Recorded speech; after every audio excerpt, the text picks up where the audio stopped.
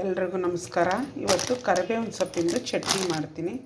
ನೋಡಿ, 2 ಪ್ಯಾಕೆಟ್ ತರಿಸಿದ್ದೀನಿ ಕರಿಬೇವಿನ ಸೊಪ್ಪು. ಮೆಣಸಿನ್ಕಾಯಿ 100 ಗ್ರಾಮ್ ಒಣ ಮೆಣಸಿನ್ಕಾಯಿ ತೊಗೊಂಡಿದ್ದೀನಿ. 50 ಗ್ರಾಮು ಉದ್ದಿನಬೇಳೆ, 50 ಗ್ರಾಮು ನೋಡಿ ಹೆಸರು ಕಾಳು ತೊಗೊಂಡಿದ್ದೀನಿ. ನಾನು ಒಂದು ನಿಂಬೆಹಣ್ಣು ಗಾತ್ರ ಹುಣಸೆಹಣ್ಣು ನೆನೆಸಿಟ್ಕೊಂಡಿದ್ದೀನಿ. ಕರಿಬೇವಿನ ಸೊಪ್ಪು ಏನಿಲ್ಲ ಅಂದರೆ 2 ಎಡಿಯುವಷ್ಟು ಇರುತ್ತೆ. ಇದನ್ನು ನಾನಿವಾಗ ಚೆಂದ ವಾಶ್ ಮಾಡಿಬಿಟ್ಟು ಕ್ಲೀನ್ ಮಾಡ್ಕೋಬೇಕು. ಇವಾಗ ಹೆಂಗೆ ಮಾಡೋದು ಅಂತ ನೋಡೋಣ. ಇವಾಗ ಒಂದು ಪ್ಯಾನ್ ಇಟ್ಕೊಂಡಿದ್ದೀನಿ ನೋಡಿ, ಒಂದು ಬಾಣಲಿ. ಇವಾಗ ಉದ್ದಿನಬೇಳೆ, ಹೆಸರು ಕಾಳು ಒಟ್ಟಿಗೆ ಹುರ್ಕೋಬೇಕು. ಇವಾಗ ಇದನ್ನು ಕಡಿಮೆ ಉರಿ ಇಟ್ಕೊಂಡು ನಿಧಾನಕ್ಕೇ ಫುಲ್ಲು ಚೆಂದಾಗಿ ಹುರ್ಕೋಬೇಕು ನಾವು ಇದನ್ನು. ಯಾಕಂದರೆ ಜಾಸ್ತಿ ಉರಿ ಇಟ್ಟರೆ ಒಳಗಿಂದ ಅದು ಹುರಿಯೋಕ್ಕಾಗಲ್ಲ. ಕಡಿಮೆ ಉರಿ ಇಟ್ಟರೆ ನೀಟಾಗಿ ಹುರಿಯುತ್ತೆ. ಚೆನ್ನಾಗೆ ಈ ಥರ ಹುರ್ಕೋಬೇಕು. ಇನ್ನೂ ಹುರಿಬೇಕಿದು, ಏನು ತೊಂದರೆ ಇಲ್ಲ. 2 ಒಟ್ಟಿಗೆ ಹಾಕಿ ಉದ್ದಿನಬೇಳೆ, ಹೆಸರು ಕಾಳು. ನೀವು ಉದ್ದಿನಬೇಳೆ ನೋಡೋ ನಾನು ಗುಂಡು ಹಾಕಿದ್ದೀನಿ. ನೀವು 2 ಪೀಸು ಬೇಳೆ ಇರುತ್ತಲ್ಲ ಅದನ್ನು ಕೂಡ ಹಾಕ್ಕೋಬೋದು, ಏನು ತೊಂದರೆ ಇಲ್ಲ.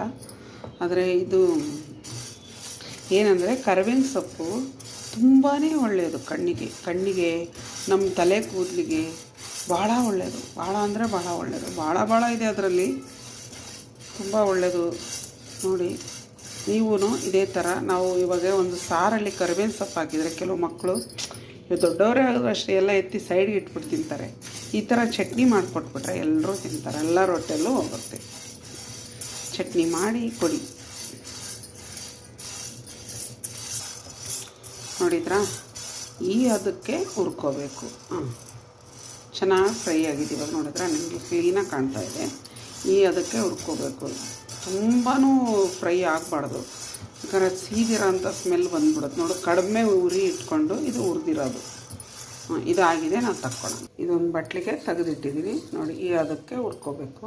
ಇವಾಗ ಮೆಣಸಿನ್ಕಾಯಿ ಹಾಕ್ಕೊಳ್ಳೋಣ. ಒಂದು 100 ಗ್ರಾಮ್ಗಿಂತ ಸ್ವಲ್ಪ ಕಡಿಮೆನೇ ಇರುತ್ತೆ. ನಿಮಗೆ ಖಾರ ಬೇಕಂದ್ರೂ ಹಾಕ್ಕೋಬೋದು. ಸ್ವಲ್ಪ ಎಣ್ಣೆ ಹಾಕ್ಕೊಳ್ಳೋಣ. ಇದು ಕೂಡ ಕಡಿಮೆ ಉರಿ.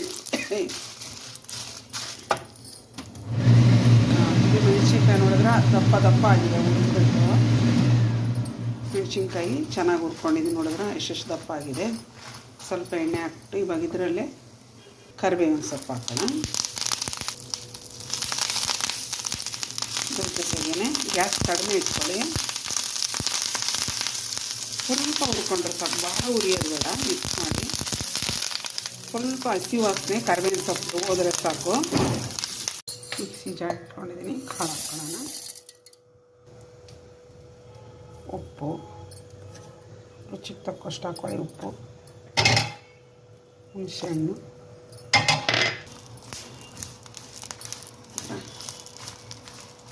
ಇದು ರೆಡಿಯಾಗಿದೆ. ಇದನ್ನು ಹಾಕೋಣ.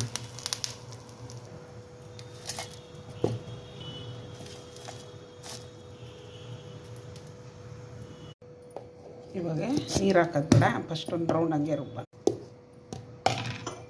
ನೀರು ಹಾಕ್ಕೊಳ್ಳೋಣ.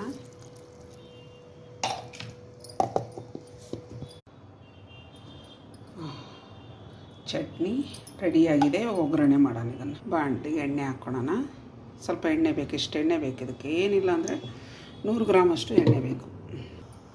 ಇದು ಅಜ್ವಾನ್ ಕಾಳು ನೋಡಿ, ಅಜ್ವಾನ್. ಸ್ವಲ್ಪ ಅಜ್ವಾನ್ ಹಾಕ್ಕೊಳ್ಳೋಣ. ಇದಕ್ಕೆ ಸಾಸಿವೆ ಗಿಸಿವೆ ಎಲ್ಲ ಏನು ಬೇಡ. ಸ್ವಲ್ಪ ಹಿಂಗು. ನೀವು ಆಚೆನೇ ಇಡ್ಬೋದು, ಏನೂ ಹಾಳಾಗಲ್ಲ. ಚಟ್ನಿ ಅಷ್ಟು ಸೂಪರಾಗಿರುತ್ತೆ. ಎಣ್ಣೆ ಕಾದಿದೆ. ಗ್ಯಾಸ್ ಆಫ್ ಮಾಡಿದ್ದೀನಿ ನಾನು. ಪರವಾಗಿಲ್ಲ, ಬಿಸಿ ಎಣ್ಣೆಲೆ ಕೂಡ ಹಾಕ್ಕೋಬೋದು. ಗ್ಯಾಸ್ ಆಫ್ ಇದೆ. ಏನಿಲ್ಲ, ಬಿಸಿ ಎಣ್ಣೆಗೆ ಹಾಕ್ಬಿಟ್ಟು ಚೆನ್ನಾಗಿ ಈ ಥರ ಮಿಕ್ಸ್ ಮಾಡ್ಕೊಳ್ಳಿ. ಗ್ಯಾಸ್ ಆಫ್ ಮಾಡ್ಕೋಬೇಕು. ಎಣ್ಣೆ ಒಗ್ಗರಣೆ ಆದಮೇಲೆ ಅಷ್ಟೇ, ಏನೆಲ್ಲ ಮಿಕ್ಸ್ ಮಾಡಿ ತಣ್ಣಗಾದ್ಮೇಲೆ ಒಂದು ಬಾಟ್ಲಿಗೆ ಹಾಕ್ಬಿಟ್ಟು ನೀವು ಆಚೆನಾರು ಇಡ್ಬೋದು, ಫ್ರಿಜ್ಜಲ್ಲಾದರೂ ಇಡ್ಬೋದು. ಉಪ್ಪು ನೋಡ್ಕೊಳ್ಳಿ ಮಿಕ್ಸ್ ಆದಮೇಲೆ. ಚೆನ್ನಾಗಿ ಮಿಕ್ಸ್ ಆಗಿದೆ ನೋಡಿ. ಗ್ಯಾಸ್ ಆಫ್ ಇದೆ. ಸುಮ್ಮನೆ ಬಿಟ್ಟು ಮಿಕ್ಸ್ ಮಾಡ್ತಾ ಇರೋದು ನಾನು. ಬಹಳ ಅದ್ಭುತವಾಗಿರುತ್ತೆ ಈ ಚಟ್ನಿ ಮಾತ್ರ. ಇವಾಗಿದು ರೆಡಿಯಾಗಿದೆ. ಭಾಳ ಚೆನ್ನಾಗಿ ಬಂದಿದೆ ಚಟ್ನಿ, ಸೂಪರಾಗಿದೆ. ಇದೇ ಥರ ನೀವು ಮಾಡ್ಕೊಳ್ಳಿ, ತಿಂದು ನೋಡಿದ್ರೆ ಇದು ವೇಸ್ಟ್ ಆಗೋಲ್ಲ. ಕರಿಬೇವಿನ ಸೊಪ್ಪು ಹಾಗೆ ಹೋಗುತ್ತೆ. ಇವಾಗ ಗೊತ್ತಿಲ್ಲ ಅಂದರೆ ಏನು ಮಾಡ್ತಾರಂದರೆ ತೆಗೆದೆತ್ತಿ ಸೈಡ್ಗೆ ಇಟ್ಬಿಟ್ಟು ಊಟ ಮಾಡ್ತಾರೆ.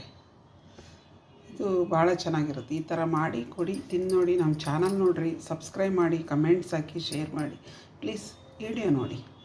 ಸಬ್ಸ್ಕ್ರೈಬ್ ಆಗಿಲ್ಲ ಅಂದರೆ ಸಬ್ಸ್ಕ್ರೈಬ್ ಮಾಡ್ಕೊಳ್ಳಿ. ನಾವು ಮಾಡಿರೋಂಥ ವಿಡಿಯೋಗಳು ನಿಮಗೆ ಬರ್ತವೆ.